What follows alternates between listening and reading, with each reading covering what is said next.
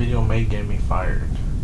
So, I've been working at Amazon since November of 2018, and as of today, April 20th, that's right, 420, 2022, I've never received not even one write-up, not one.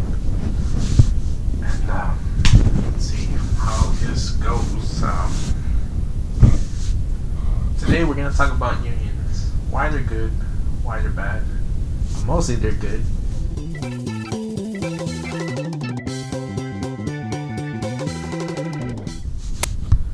So unions, why do we need them? I mean, just look at NFL, baseball, basketball. They have all these multi-million-dollar contracts. And what's the thing that they have in common? They're part of a union. Obviously, these guys, they have a very special talent, a very unique set of skills, but it just doesn't apply to professional athletes. It also, police officers, nurses. There's other jobs where they're part of unions, and like I said, these are well-paying jobs. All of these, if just going back to even actors, writers, people who hold the lights for camera sets, they're all part of unions.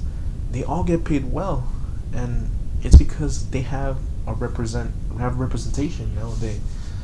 They're one. They're not just individuals going up against these billionaires, and that's the thing. When you're going up against a company such as Amazon or Starbucks, which has recently been under hot water, all these companies. If you're going in as an individual, you go to HR. Hey, can I get a raise? They're gonna say, you know what, we can't afford that. We can't do this at this moment. And yet, you see these companies spending millions of dollars on unnecessary things. They say it's for our safety sometimes. They provide us with things that we don't need or we don't want, and it's like, dude, you could have just not spend that money on those things and give that money to the workers. I mean, just look at the buybacks. I think they spent, or Amazon announced they're going to spend $10 billion in buybacks for the shares, for its shareholders. And just imagine you only gave half of that. Not even asking for the full thing. Just half. $5 billion just split. Between the workers and the shareholders. And I was doing the math. If you were to do, the starting pay for Amazon workers, I think it's like around $17. Which is good pay. It's a decent starting pay. But if you were to, they have 1.1 million workers. Check that out, 1.1 million workers. And if you were to distribute the $5 billion amongst the 1.1 million workers, see, I'm using my calculator right here. You would be getting, each employee would be getting $4,545.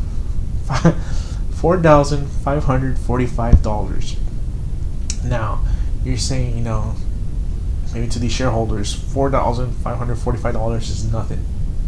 Yeah, maybe to these billionaires is nothing. But for us, those who are in the working class, that's a lot. That depending where you live, that can be a mortgage payment. That could be 2 months worth of mortgage payments. And I think it goes to show this out of touch reality between these billionaires and the working class. Like the wealth gap has just divided too much. We can't relate. We can't. And there's this, there used to be the arms race between Russia and the U.S. in the Cold War. Well, there's this, I don't know, wealth race apparently, who wants to be the world's richest? All these billions of dollars, but like, how much billions can you really spend? You know, the, we're talking about spreading that wealth. Um, yeah, it's tough, guys. It's tough. Recently, Christian Smalls and Amazon workers, they created the first Amazon union, or union within Amazon in Staten Island, New York, and Amazon, they're spending $10,000 a day in union busting. I think they spent somewhere roughly around $4.3 million in 2021 on labor consulting firms to fight unionization efforts, according to the findings of the U.S. Department of Labor. I remember seeing once reported on Breaking Points, if you're familiar with them, Crystal and Cigar. That I don't remember if it was Alabama. I want to say it was Alabama, but they would shorten the amount of time, the amount of the red light at the traffic light. And the reason that they did that was to reduce the amount of contact with those who are pro-union. So you would have people waiting at these lights. When it turns red, people coming out of work from Amazon. When the lights are red, they would go up to them, tell them, hey, this is why we're pro-union. This is why we believe you should be a part of a union. Why we believe we should create a union at work, or handing out flyers and things like that, right? Pamphlets. And apparently, according to Breaking Points, when I saw this I saw that Amazon reduced the amount of time at the amount of the red light, and it just blew me away. I didn't know things like that could be done, and that tells you how much influence this company has. And first things first, I love Amazon. I believe they're a great product. They provide great service. Like I said, I'm a worker myself, and I'm happy. Me personally, I'm happy to be there. I just feel it's been unfair for a couple of my workers, which I'll discuss later. But I love working at Amazon. I have no ill will if you like. I really want Amazon to succeed because I want the workers to succeed. I want to grow, and all this stuff is going on. Like I said, they're changing lights. That tells you how important this thing was. The amount of money that they're spending, $4.3 million. If they're willing to spend that much amount of money, time, effort into union busting, then that tells you that that this is something we need, something as workers that we need to unite. And it's because there's just so much power at the top. Unions are great. During the great era, Detroit was a prime example. I mean, we think of Detroit now as one of the worst cities, unfortunately. But back in its day, that was the place to be, man. And everybody had their fur coats and whatnot. Their nice cars, and one of the things that they had at these automakers, were unions. The workers were getting paid way above, minimum wage, or they were getting a good living wage. And soon as these automakers left, so they go, China, Mexico, places where they don't have unions, or where they have cheap labor, and just crippled the city. And pensions were ruined. Inflation killed, just like what we're going through right now. Inflation is killing us. And I feel like if unions do get approved, I hope that you all keep fighting. You don't give up, because if a lot of companies, not just Amazon, Starbucks, and you name them, anything, you name it.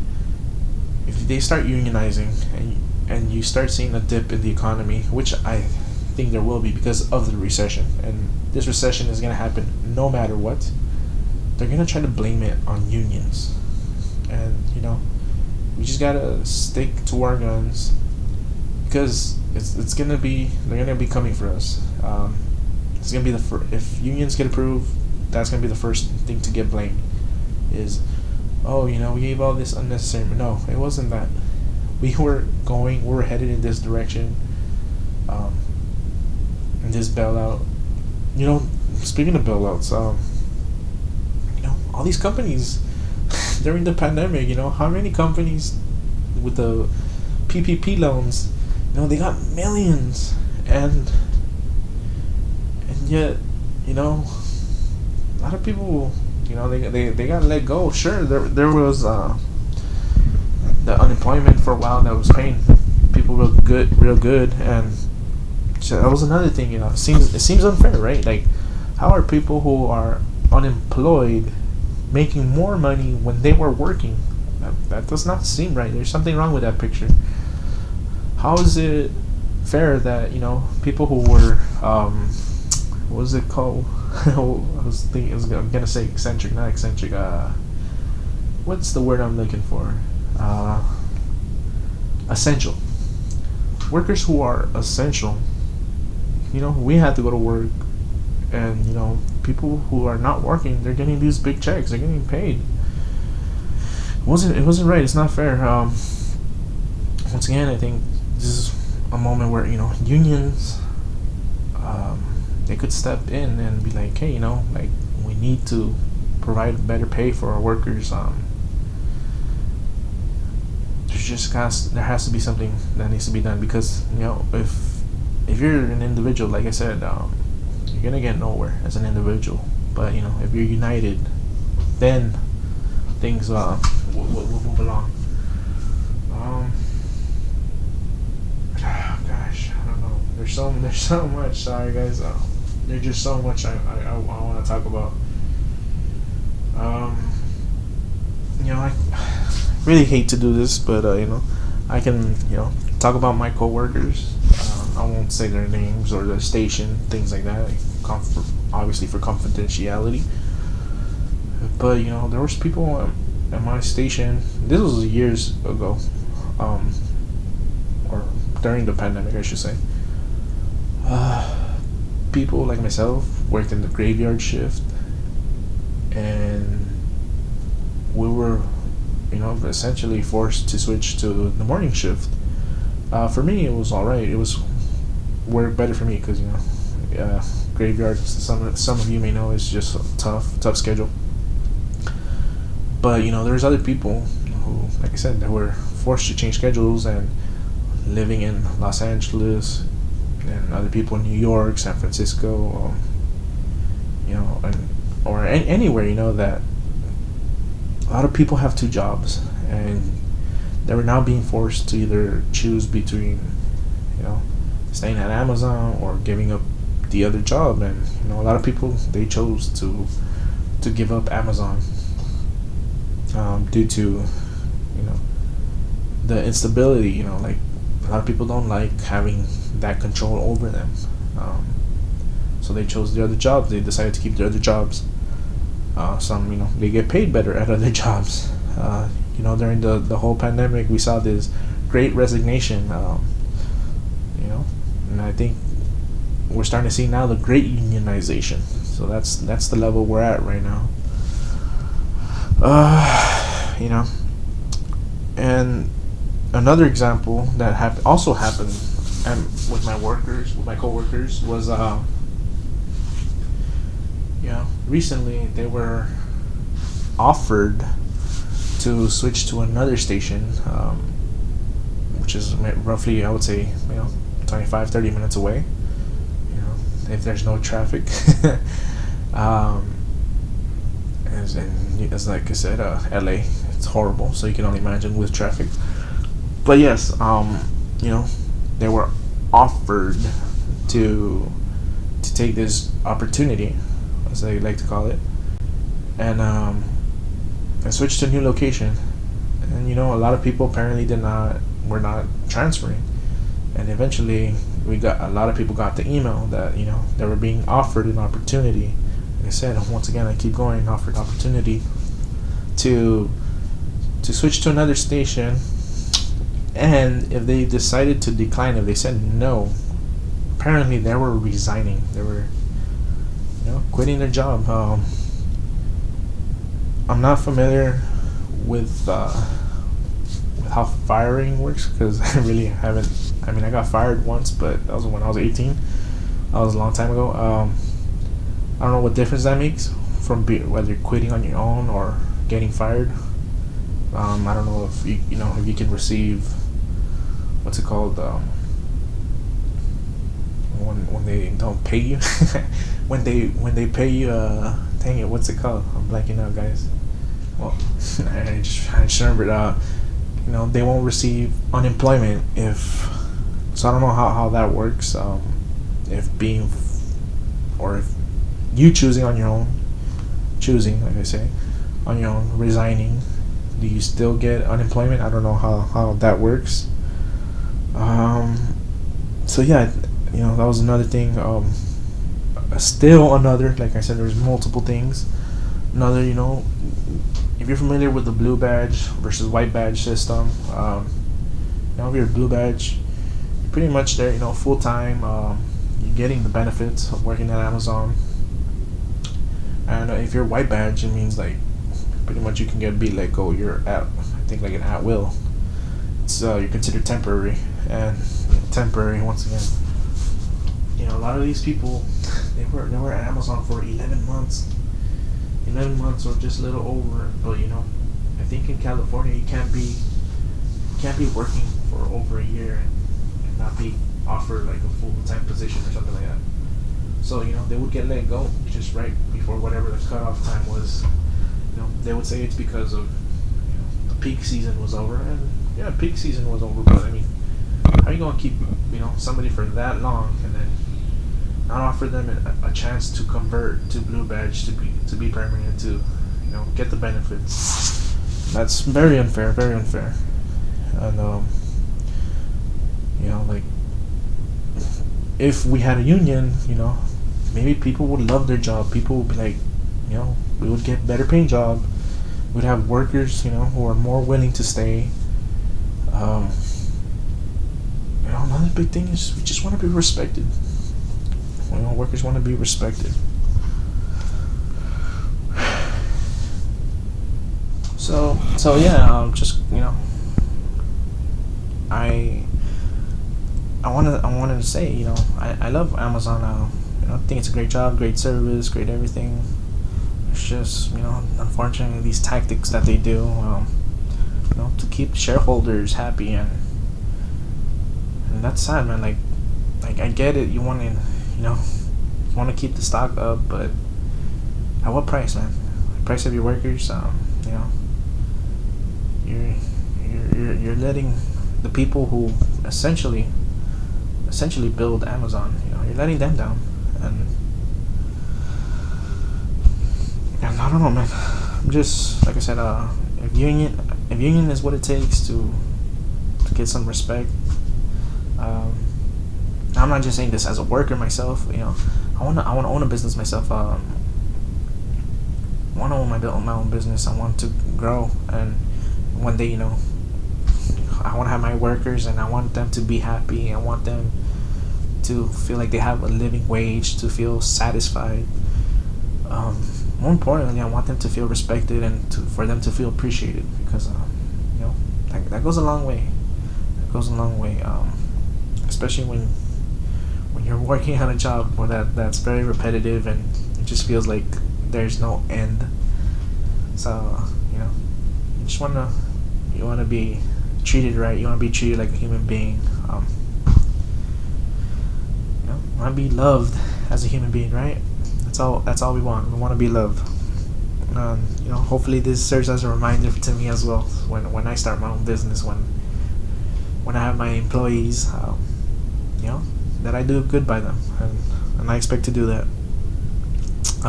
Once again, I want to say, congratulations to Christian Smalls, to everybody in Staten Island, to the workers in Bessemer as well, and to future people attempting to unionize, don't give up the fight. You know, they're gonna throw everything at you, and yeah, let me know what y'all think. Like I said, there's a lot of good, there's a lot of bad, but I feel unions for the most part they're really good. Leave a comment in the section. Let me know what you think. Thank you for your time, everybody. Bye. Oh, and sorry, before I leave, one more thing. Hit that like button for me. Subscribe if you're unsubscribed. That really helps me. So thank you so much, everybody. Bye.